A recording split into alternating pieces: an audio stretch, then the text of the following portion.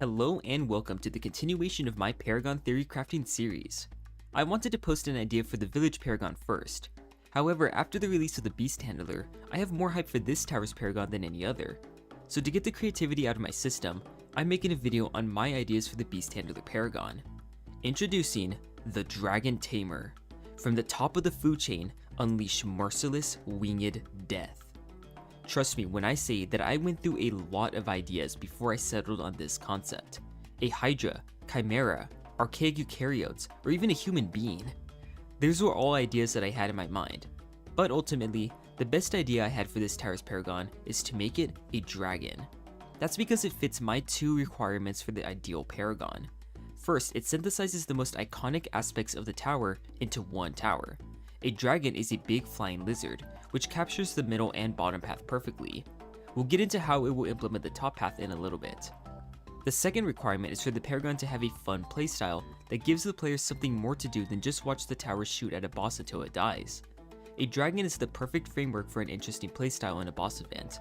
On top of that, I also have ideas for how this playstyle can be balanced to fit into the ranked boss event meta in an interesting way.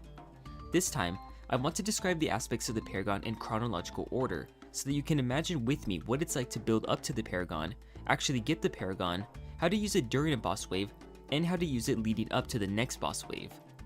To begin, this Paragon is automatically going to start at a higher degree than 1. This is because of all the tier 4 towers you need to build in order to upgrade to a tier 5. If you were to build this Paragon in co-op, you would continue to get even more and more Paragon power. Some Paragons are viable to get at a low degree and then sell for more money to farm with on the upcoming tiers. However, the extra towers put into the degree of a Paragon won't be a part of its sell price, which makes it worse for your economy to sell a higher degree Paragon. So this Paragon is automatically going to be so high degree that I believe it should embrace that by being an expensive but extremely powerful tower that you only get when you're certain you're going to keep it. It would be similar to the Ace Paragon in that regard. That's why I'm all for making this Paragon cost something insanely expensive, like 700 or even 800,000 for the upgrade alone, not even counting the cost of obtaining the tier 5s. In total, it would cost over 1 million on normal difficulty. This is a Paragon that you get for the final phase of a boss event, or if you farm like a god, can get beforehand for some insanely powerful results. Let's talk about those results. After upgrading to the Paragon, you will have a Dragon Tamer as your Beast Handler. This tower controls a flying dragon, which is the actual source of damage. As always, this is a blessing against Vortex, because you have the dragon attack it while the tower part is safely out of stun range. Instead of first, last, close, or strong, this tower can have positioning options like locked, follow mouse, patrol points, and maybe even pursuit. Just please don't give it wing monkey. The dragon will have 3 attacks. First, it can shoot fireballs from a range of 60. These are slow to fire and burn balloons in an AoE, similar to the Inferno Ring Meteor. But unlike that meteor, it has limited range and a much larger explosion size. This will do a huge amount of damage of course, so that its DPS is amazing. But the very slow attack speed means that it won't benefit much from debuffs on balloons like embrittlement. However, its second attack will. If balloons are within a range of 15 around the dragon's position, it will swoop down to attack them with its body. Which parts of its body depends on the target. For balloons with low enough HP, it can swallow them whole in its huge maw. Anything greater than that will be attacked mercilessly with its claws, dealing damage rapidly. This damage will be slightly better than the fireball's DPS, so that it's worthwhile to use this to attack a boss balloon for a faster kill. However, because of the long cooldown for the fireball, the most optimal way to deal damage to balloons is to combine these two attacks. Shoot the fireball, then move the dragon into claw range, then move it out of range so that they can shoot the fireball again once the cooldown is complete. Microwing it back and forth like this to combine the fireball's burst damage with the claw's DPS will result in the most damage overall. That's also why it is important to have a very slow cooldown for the fireball, so that it makes a significant difference to move in for claw damage in between shots. As for the third attack, this is my idea for an ability for the Paragon. Get ready, because things are about to get spicy. Imagine a reverse merging mechanic. Rather than build a tower and then select to merge it with another Beast Handler, instead imagine building something that is automatically merged with the Dragon Tamer and then grows into its own tower. This is where the egg laying ability comes in.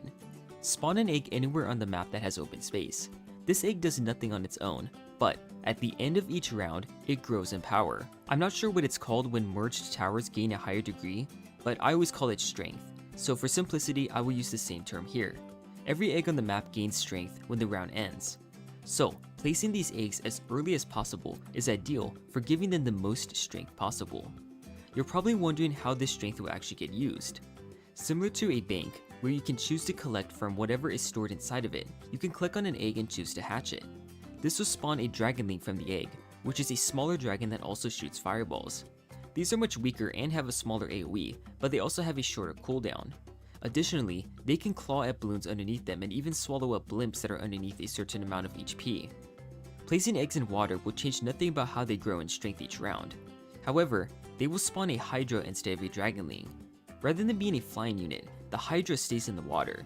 It will have 3 heads that each shoot a fireball, though each at a slower rate than the Dragonlings.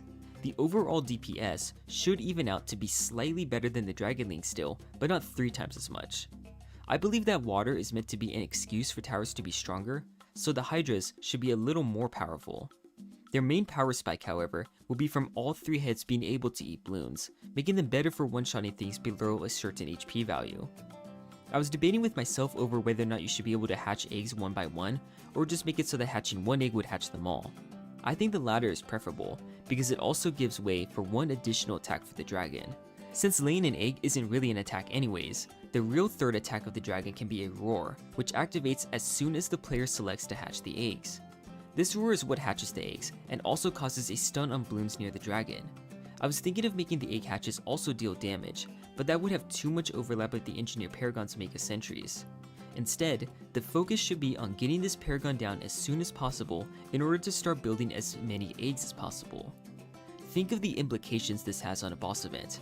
You will be rewarded for farming sweatily by being able to get this Paragon early, and then, with this extra time, you can start placing eggs on the map to farm for beast strength on the Dragonlings. What keeps this tower interesting is the choice between waiting for more rounds to pass to farm more Paragon power, or choosing to build it early to get more strength for the eggs. This creates an interesting dilemma for every boss event to help prevent them from getting stale. The Paragon also gives players something to do in the middle of a boss event, because the optimal way to damage the boss is to micro the position of the dragon to use the fireball in between claw attacks. If all that seems painful to worry about, then you can just ignore it and still deal plenty of damage to the boss. After all, the base DPS without micro should still be very high. I just don't want a repeat of the Master Builder where it kind of stinks without micro.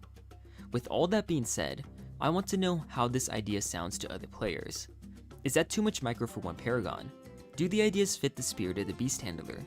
Do you have any suggestions to improve it, or even a better idea to replace the dragon theme altogether? People have made some truly stellar suggestions on my videos in the past, so I really want to know what the creative people in this community have to say. Until then, stay tuned for my future Paragon ideas.